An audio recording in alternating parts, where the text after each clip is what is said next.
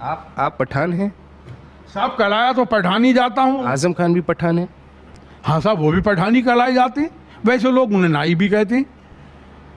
नहीं कहते मतलब?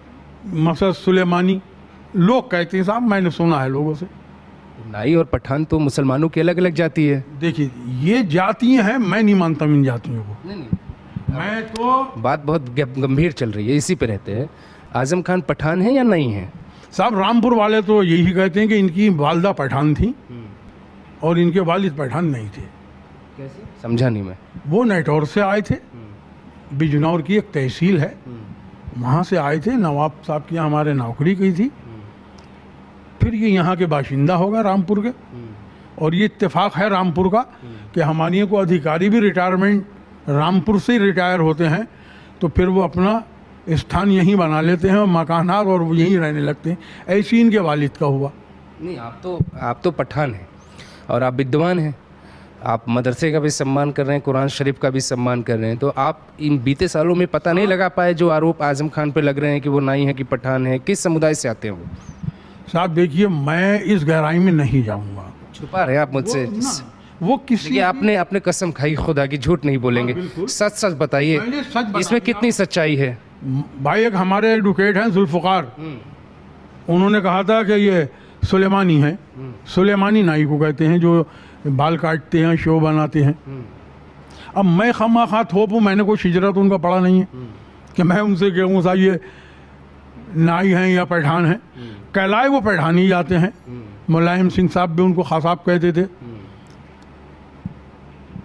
ये है उनकी हिस्ट्री। तो अच्छा, मेरे जो पुरखे थे वो नवाब फैजुल्ला खां के साथ आए थे। अब वल्लाह वो नाई हो, मंसूरी हो, अंसारी हो, पठान हो, ये मैं नहीं कह सकता।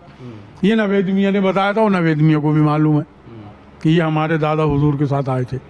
रामपुर उन्होंने ही आबाद किया था, नवाब फैजुल्ला खां साहब ने। और ये मदरसा उन्होंने ही बनाया था, आलिया। और हमारा मोहल्ला भी मदरसा कोना कहलाया जाता है।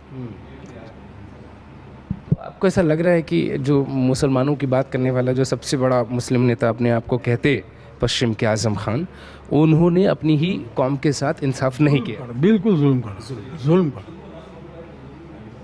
अभी समाजवादी पार्टी की सरकार आई तो ये जुल्म बढ़ेगा? साहब, हम तो मरेंगे। वो हमें फांसी पे लटका दे, हम तो उनके कहने खुद पहुंच जाएंगे कि आजम खान अपना अरमान निकाल लो। हम झूठ बोले हों तो हमें सज़ा, और हम सच बोले हों फिर भी वो हमें फांसी पे लटकाएंगे, तो हम खुशी खुशी लटक जाएंगे। अशफाकुल्लाह खान भी लटके थे, हम भी लटक जाएंगे। जाहिर तौर पे रामपुर के भीतर तरह तरह की कहानियां अब शुरू हो चुकी हैं। जो वर्तमान सांसद हैं नदवी साहब, उन्होंने ये बात कही है कि वो बिजनौर से आए हुए हैं। बिजनौर वाली जो लाइन जितनी छोटी आपको समझाई जा रही है, दरअसल वो है नहीं। इतने बार के सांसद और विधायक, समाजवादी पार्टी का बहुत बड़े नेता, समाजवादी पार्टी के संस्थापक आजम खान क्या रामपुर के नहीं थे? क्या उनकी लड़ाई के पीछे कुछ ऐसी बातें थी जो बाहर नहीं आई? और ये बात बहुत लंबे वक्त बाद बाहर क्यों आई?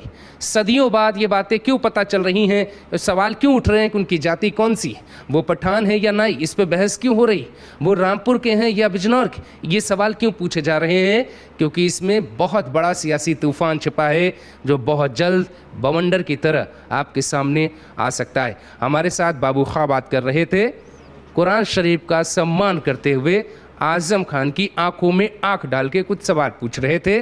जाहिर है वो देना चाहें तो दे सकते हैं।